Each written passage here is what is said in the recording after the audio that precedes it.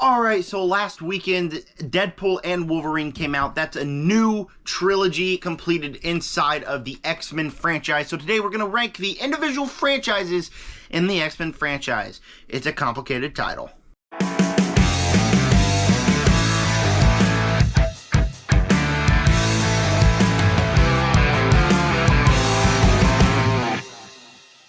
Alright, before we get started, make sure to go back and check out my ranking that I posted, I believe yesterday, depends on when I'm posting this video, but the ranking is already out. Go check out my ranking of all 14 individual films. The way this video is going to work is, first off, when I announce what's in which place, I'm going to talk individually about the movies, and then I'm going to talk about why it works or does not work as a franchise. Before I get started, please make sure to subscribe, hit the like button, hit the bell, and comment down below what is your ranking of the individual X-Men franchises. I want to know all that and more. And with that said, let's get started with number 4. We're going with the Wolverine trilogy.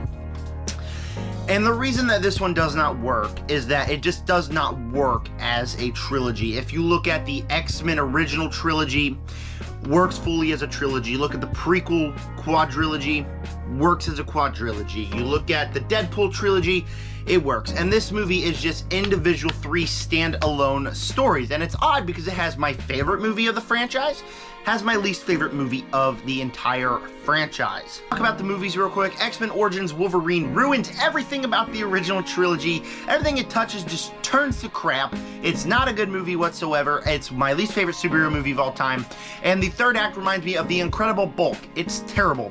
The Wolverine is good. It's an odd sheet because it's about Wolverine fighting the Yakuza, not about Wolverine fighting mutants, and so it could feel kind of weird, but it's entertaining enough. I enjoyed it enough. And then Logan is a masterpiece of a film. It's a great character arc, it's a great character study for Logan, and a great character study for Professor X. Both performances are great. There's some great action pieces, and the interactions between Daphne Keane and Hugh Jackman is great. It's my favorite movie of the franchise, and I love it. And again, why it doesn't work is it doesn't work as a trilogy. X-Men Origins Wolverine is focusing on his origins and everything, how that happened before the original X-Men trilogy. Obviously it doesn't work, but that's what it is. The Wolverine is kind of a sequel to The Last Stand because he's still mourning the loss of Jean Grey. But the movie itself doesn't have any impact on the rest of the franchise. Nothing in this movie happens that is mentioned later on besides like the mid-credit scene, and that ties into Days of Future Past. And then we get Logan, which is a standalone story after everything happened. It doesn't work as an individual trilogy. It's not telling a story. It's not telling a story arc. It's telling its each individual stories. So even if it didn't have the worst movie in the franchise, even if it didn't have the best movie in the franchise, it still wouldn't work as an individual trilogy because it's not an individual trilogy. It's just a set of 3 different Wolverine movies. In third place, we're going with the original X-Men trilogy. And to be completely clear, huge step up from that one. Even though that one had my favorite one, 2 of the movies I think are good, and then one of them is god-awful. Starting with the individual movies, the original X-Men is a nice blueprint for what's to come later on in the franchise. I enjoy the way that we are introduced to this X-Men universe through Wolverine and Rogue. I like Magneto's plot in here. It's goofy, it's dumb, but the movie does drag severely in some spots. X2 is a great sequel. It does everything a great sequel should do. It makes everything bigger, and it amounts to better in this movie. The action set pieces are great. Stryker's a great villain. I really enjoy this movie. But X-Men The Last Stand, I think it's solid. It's got some solid plot lines, but it all kind of falls apart in the third act for me. As a trilogy, it obviously works because it's a set of 3 movies that all go together. It's kind of preparing for a war with humans and mutants, and it all just really goes together as a trilogy. I really enjoyed the first 2 movies in this franchise. I think they really work, and even though some of the plot lines set up in X-Men The Last Stand is solid, but the way that they're finished is a little weak, and that's why it's lower on this list, because the way The Last Stand finishes out all these plot lines that we've been building up and building up and building up in these last 2 movies and the majority of The Last Stand, it's kind of disappointing when we get Scott and Jean Grey and Charles' death in the end of the movie. It's just like, okay, yeah, they're dead. Cool. It takes no time to set on anything, and it just feels rushed and really, really rushed. And so while I still think it's a solid movie, it's a solid trilogy, it really works as a trilogy, the ending never fully closes it out for me.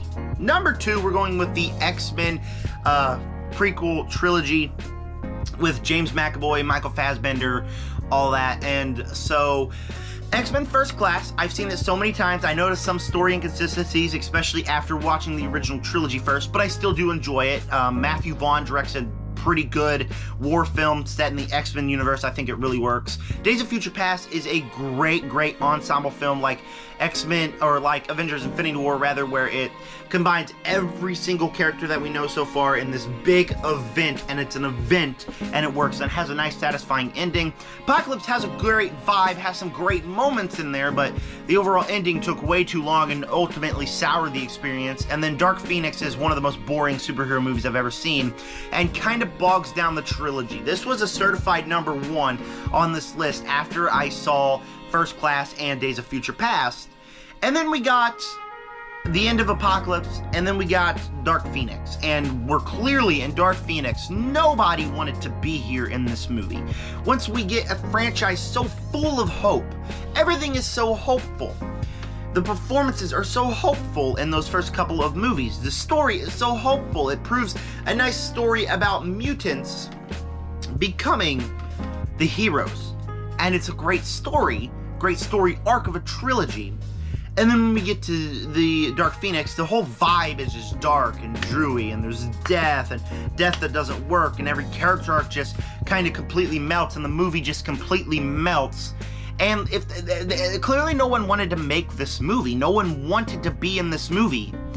And so why make it? Because it ultimately, again, just like The Last Stand, sours a little bit. And then the ending of Apocalypse, I don't feel like fully works, like how Charles gets bald and can't grow hair and like all that, and it just like the ending of Apocalypse and then the whole movie of Dark Phoenix just kind of soured the experience. But when the movies are good, it's some of the best in the franchise. It's hopeful, there's great action sequences. I love the iterations of these characters. Michael Fassbender and James McAvoy have great chemistry. They are great. And Days of Future Past is a great event movie and one of the best of this franchise. So I still enjoy this franchise. I still enjoy the first 2 movies in this franchise, and sometimes the majority of Apocalypse. If it's not for the ending of Apocalypse, I really love that movie too. I enjoy when this franchise is good more than I enjoyed everything else I've talked about so far. But number 1, my favorite franchise is the Deadpool franchise.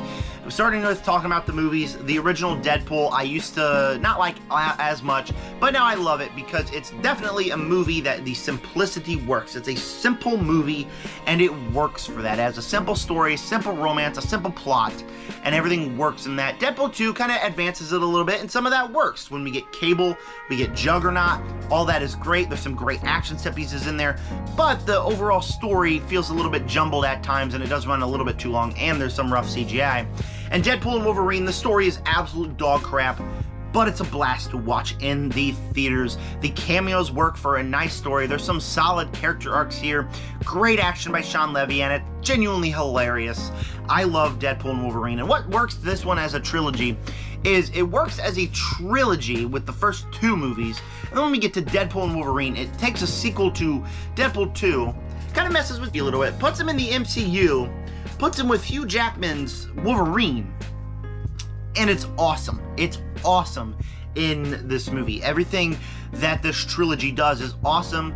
The romance between Wade and Vanessa I think really works, and I hate how they keep breaking them up in these movies, but that romance genuinely works. The action's really cool. Ryan Reynolds is really funny in all of these movies, and it just works as a trilogy. There's not much to sour me on this trilogy. I never have a bad taste in my mouth because it captures the vibe of what they want to do as a Deadpool movie. It wants to be crass, it wants to be violent, and everything works and matches, and there's not a single thing that really sours me on the experience of this trilogy whatsoever. So it's a surprise number 1 for me. I love the Deadpool trilogy, and it's my number 1 favorite X-Men franchise. Comment down below what is your ranking of the individual X-Men franchises. I want to know all that and more down below in the comment section. While you're down there, subscribe, the like button, and hit the bell. Stay tuned. We're going to have some TV seasons ranked coming up soon. We're going to have a lot of videos coming up. The majority of the next videos will be videos on TV shows. So thank you guys for clicking on this video, and with that said, subscribe, join the Nerd Army. Peace out.